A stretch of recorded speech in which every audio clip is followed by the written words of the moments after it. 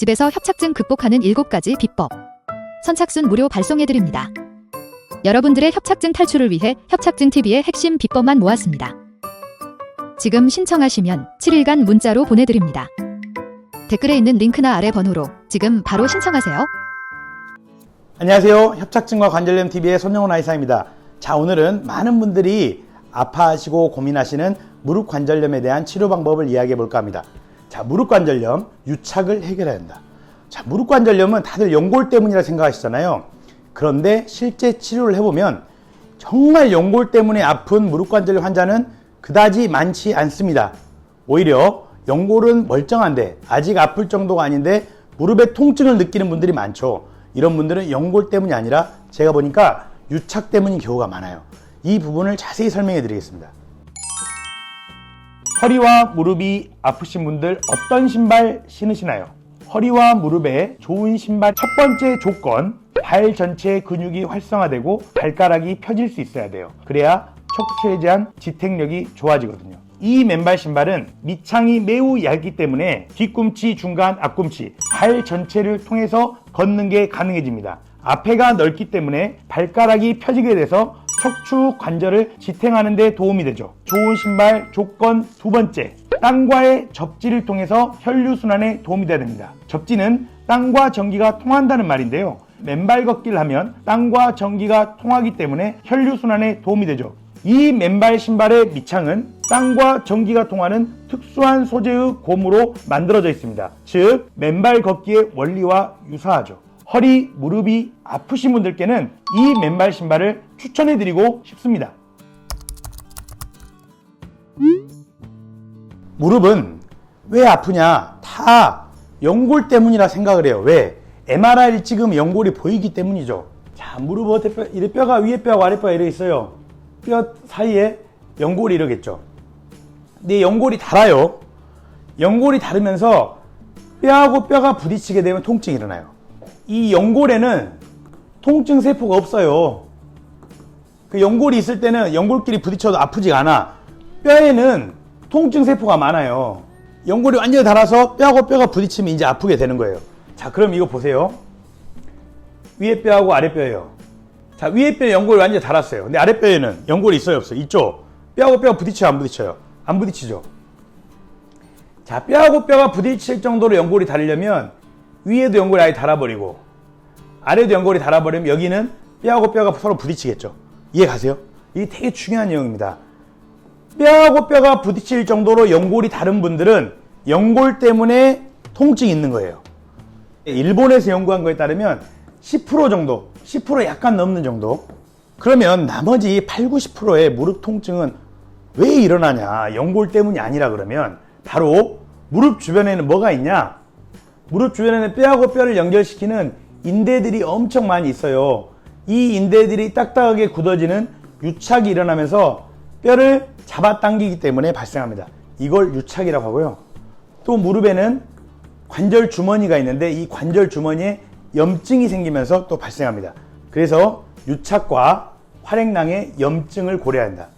자, 연골이 완전히 닳아서 뼈하고 뼈가 부딪히는 통증을 일으키는 경우도 있는데 유착으로 인한 경우가 더 많고, 제가 보기에는 또 활액낭의 염증이 잘 생기는 경우도 무릎 통증이 자주 발생한다. 이 세 가지를 고려해야 돼요. 그런데 실제 치료를 해보면 어떠냐? 이 유착으로 인한 경우가 압도적으로 많다는 생각이 듭니다. 무릎 관절에 생기는 유착은 무엇이냐? 말씀드렸죠? 위에 뼈하고 아래 뼈가 있어요. 그럼 뼈하고 뼈 사이에는 연골이 있다 그랬죠? 이 연골이 완전히 닳아서 뼈하고 뼈가 부딪힐 때 아픈 거예요.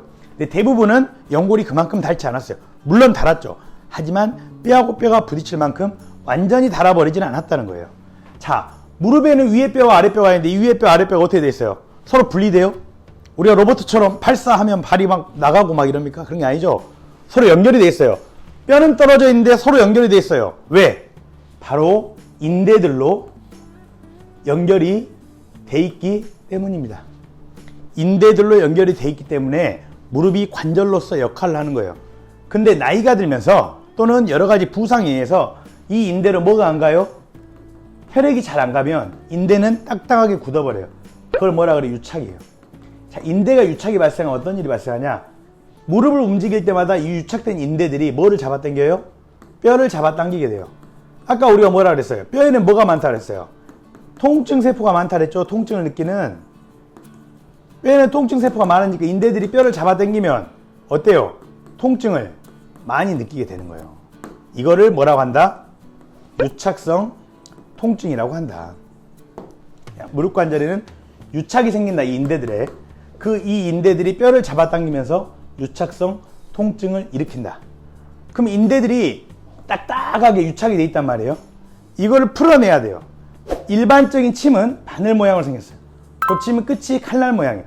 바늘 모양으로 침이 찌르는 게 유리하겠어요? 칼 모양으로 생긴 게 약간 뜯어내는 게 유리하겠어요? 당연히 칼 모양의 침이 유리합니다. 그래서 도침 치료는 끝이 칼날 모양의 침이다.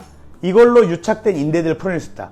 이 유착된 인대들을 풀어냈더니 무릎 통증이 의외로 많이 사라진다는 거죠. 왜?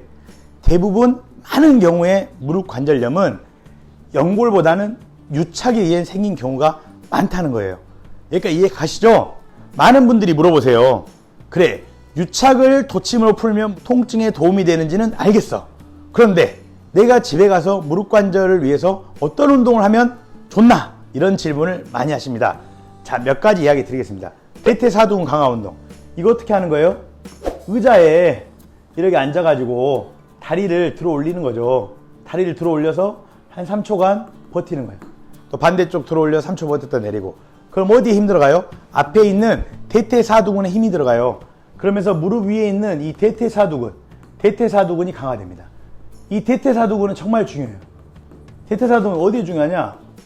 무릎을 지탱해주고 잡아주는, 무릎에 매우 중요해요. 대퇴사두근 또 어디에 중요해요? 혈당에도 중요해요. 대퇴사두근이 강화되면 당뇨 관리도 잘 돼요. 대퇴사두근 또 뭐에도 중요하냐? 면역에도 중요해요. 대퇴사두근 강화 운동은 무릎에 좋을 뿐만 아니라 전신적 건강에도 좋은 운동입니다. 그래서 다리를 한쪽씩 들고 3초간 버티는 거 자주자주 하시면 좋아요. 아까 무릎 통증의 원인이 많은 경우에 원인이 뭐라 그랬어요? 유착이라고 그랬어요. 뭐의 유착? 무릎뼈를 연결시키는 인대 유착이래요. 인대 유착이 왜 생긴다 그랬죠? 피가 안 가서. 자, 그러면 무릎으로 피가 가도록 하는 운동은 좋겠어요, 안 좋겠어요? 좋겠죠? 무릎으로 피가 가도록 하는 운동, 발끝치기입니다. 잠을 자기 전에 반드시 누워요. 뒤꿈치를 붙이고 앞에를 툭툭 치는 거예요. 이렇게 해보시면 처음엔 잘 안 돼요. 근데 하다 보면 돼요. 잠을 자기 전에 반드시 누워서 3분에서 10분 정도 발끝치기를 하는 거예요. 3분에서 10분 정도 발끝치기 하면 발끝을 치니까 발끝까지 뭐가 되겠어요? 혈액순환이 되겠어요. 또 발끝치기를 하게 되면 고관절에 스트레칭 효과가 있어요. 고관절이 스트레칭 되면 양쪽으로 서로 다르게 봤던 하중이 일정해지는 효과가 있습니다. 그래서 무릎에도 좋아요. 발끝치기는 혈액순환이라고 하는 측면, 무릎 관절의 균형이라고 하는 측면에 있어서 무릎 관절염에 좋은 운동이에요. 또 편해요. 잠을 자기 전에 3분에서 10분 하시면 됩니다. 자, 마지막으로 맨발 걷기 해서 맨발 걷기. 자, 우리가 쿠션이 있는 상태에서 걸어야지 왜 맨발로 걸으면 무릎에 좋냐? 오히려 무릎에 충격이 가는 게 아니야? 근데 실제 우리가 걸을 때 무릎에 충격이 갈 만큼 세게 딛진 않겠죠? 쿠션이 있는 신발도 좋아요. 자, 그런데 신발을 우리가 신었을 때 생각해보면 신발을 신었을 때 어떻게 해요? 신발에 싸매져 있는 채로 이렇게 걷게 돼요. 이렇게 걷게 돼요. 근데 맨발로 걷게 되면 어떤 일을 합니까? 뒤꿈치가 닿고 중간이 닿고 발가락이 펴지면서 발가락이 닿게 돼. 뒤꿈치, 중간, 펴진 발가락. 뒤꿈치부터 중간, 앞까지 이렇게 전체 발을 써서 걷게 되고 발가락이 펴지게 돼요. 이게 뭘 의미하냐? 발 전체의 근육이 활성화되면서 혈액순환을 촉진한다. 그래서 맨발 걷기를 하게 되면 발 전체로 근육이 활성화되면서 혈액순환이 촉진됩니다. 자, 맨발 걷기는 흙이나 땅, 잔디, 모래, 요즘에는 주변에 맨발 걷기 하기에 좋은 장소들이 많아요. 여기에서 하루 30분 해보세요. 맨발 걷기 하고 나서 무릎 관절이 좋아졌다고 한 분들이 너무 많아요. 그 이유가 뭘까?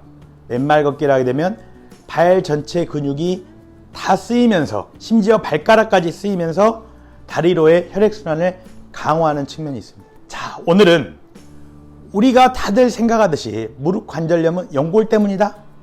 그렇지 않다. 연골 때문인 경우도 있으나 무릎 관절염의 많은 경우는 인대의 유착으로 인한 경우가 많다는 거예요. 인대의 유착을 도침 치료라고 하는 치료를 통해서 해결을 해주면 무릎 관절염 통증이 완화되는데 도움이 되더라. 도침을 꼭 기억하시고요. 무릎 관절에 좋은 운동은 이 세 가지가 있다는 사실도 꼭 기억해 주시길 바라겠습니다. 오늘은 이상 마치고 다음 시간에 좋은 내용으로 찾아뵙겠습니다. 감사합니다.